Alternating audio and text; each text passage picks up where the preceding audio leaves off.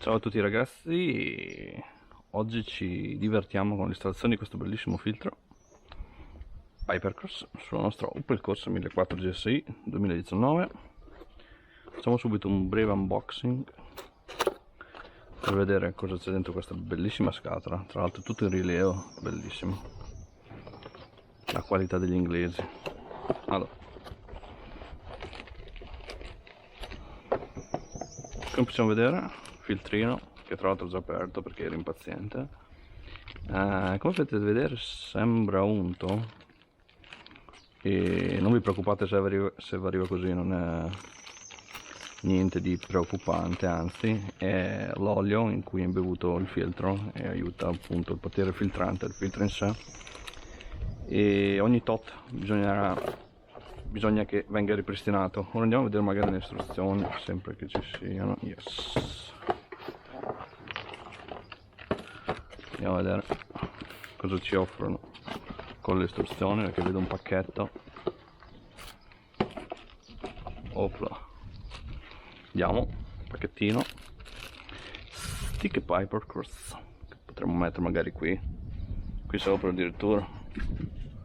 Non lo so, adesso vediamo. Ovviamente, altra etichetta. This is lifetime filter, magari se vi fate fare il tagliando da gente poco pratica, glielo piazzate qui o qui e dite che non devono buttarlo via e sostituirlo con un'incarta. Allora, istruzioni brevissime. Hypercross race filter, bla bla bla, non sono i nostri. Dry filter no, oiled filter, eccolo qua. Hypercross oiled filter devono essere mantenuti e devono essere, insomma, sistemati ogni 32.000 km. Quindi, almeno sotto quel punto di vista, ogni 32.000 km noi dovremo andare a ripulire il filtro e riungerlo con i determinati oli, che qui non ci sono scritti occhio e croce, ma penso che potranno. Eccolo qua, accessories, tutti gli accessori con i relativi numeri e niente. Quindi quelli sono gli accessori che ci servono per ripristinare il filtro. Allora, perché cambiare il filtro? Uno, in teoria dovrebbe suonare un filino meglio, però dico un filino perché essendo un filtro comunque a pannello dentro una scatola chiusa, dentro un airbox, bene o male il suono sarà più o meno simile, però dovremmo guadagnarci qualcosina in termini di prestazioni, ma veramente poco, ma che poi una volta mappata sarà tutta un'altra storia. E questo filtro mi sembra che l'ho pagato sui 30 euro online direttamente dall'Inghilterra, perché ovviamente Hypercross, ditta inglese, e le ditte inglesi sappiamo sono fortissime in campo Vauxhall/Opel. Quindi abbiamo questo bellissimo filtro che proveremo a buttarla dentro e sono sicuro che sarà semplicissimo. Allora, per l'installazione abbiamo da slentare questo qui, questa fascetta che tiene stretto il tubo che va al turbo, e abbiamo 1, 2, non so se potete vedere, 3, 4 altre viti da Torx da togliere. Iniziamo dalla fascetta, direi.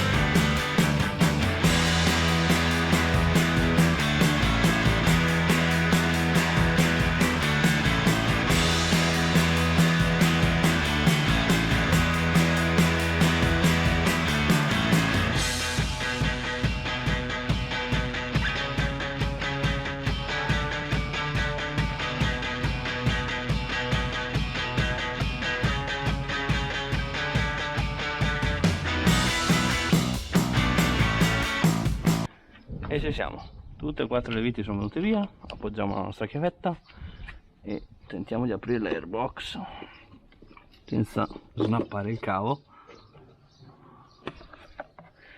Eccolo qui il nostro filtro. Direi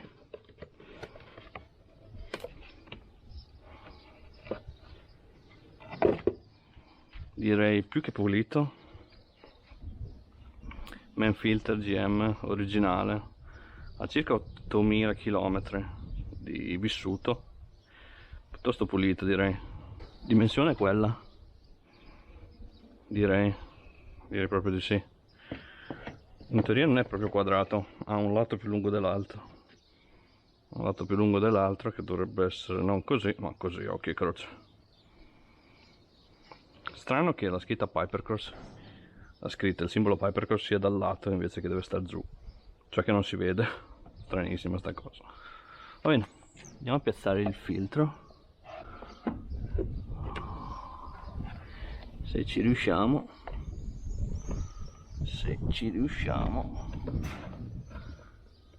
Ok,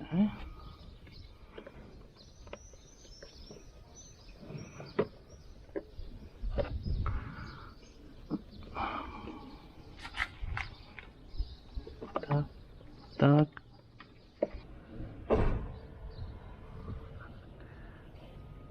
E quarta vita.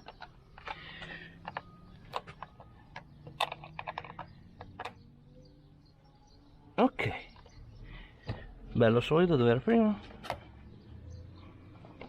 Mettiamo dentro questo.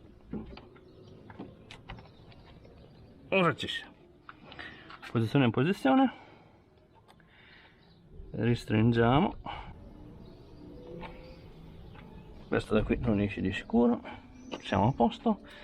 Ora facciamo un test suono col filtro stock.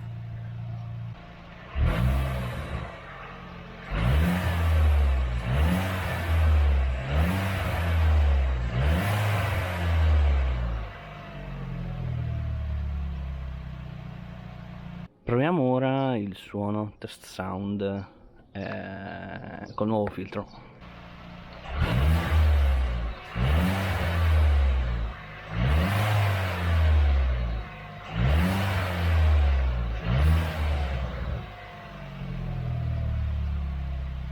Come avete potuto sentire anche voi, direi che il test sound, oddio, un po' più di rumore d'aspirazione si sente, qualcosina ma veramente poco.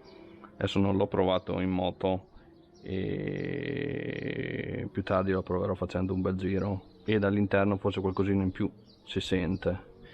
Quindi per 30 euro direi che è un buon upgrade, soprattutto in previsione futura, quando verrà una mappa un pochettino più spinta. E se invece volete qualcosa che vi faccia sentire quel bel risucchio, quel bel suono, non c'è niente da fare, dovete andare di filtro conico con tutti i suoi pro e i suoi contro ed eliminare completamente l'airbox e andare di filtro. Il filtro conico, in quel modo avrete sicuramente più rumore, un suono un pochettino più coinvolgente, anche se così devo dire che non è male, col suo bel scaricozzo la macchina suona piuttosto bene. Detto questo vi lascio con questa bellissima scatola, più lo guardo più mi innamora, è veramente bellissima, e con questo mattone che andremo a buttare no, perché comunque è ancora piuttosto pulita, è nuovo. Se volete un filtro originale Opel chiamatemi, lasciatemi un messaggio e ci vediamo alla prossima mod, o forse farò un video addirittura sulla pulizia della macchina, visto che come potete vedere è piuttosto sporca, visto che guardate soprattutto i cerchi qua sotto, visto che c'è stato un tempazzo qui in Italia dove abito, quindi niente, gli daremo una bella lavata, magari facciamo anche un bel video appunto sul lavaggio low cost con dei prodottini molto simpatici. E quello è un altro progetto, è lo short shift che ho già acquistato, ce l'ho già a casa, devo solo trovare il tempo per installarlo. Ora vedete il cambio, la barra del cambio. L'unico problema è che lo short shift, seguendo le istruzioni, dovrei rimuovere tutta la batteria, la centralina, il portabatteria, e addirittura loro consigliano di togliere il tubo qui del throttle body, e onestamente non me la sento tolto sta madonna, Oddio, forse svitando il tubo questo, forse non c'è neanche bisogno di togliere la batteria, perché io devo semplicemente svitare, sconnettere questo e alzarlo. Vedremo, seguirò meglio le istruzioni e proverò, e nel caso vi farò un bel video con l'upgrade che probabilmente è il migliore per questa auto, con Short Shifter 4H. Detto questo vi saluto, ciao boys, ci vediamo alla prossima, bye bye.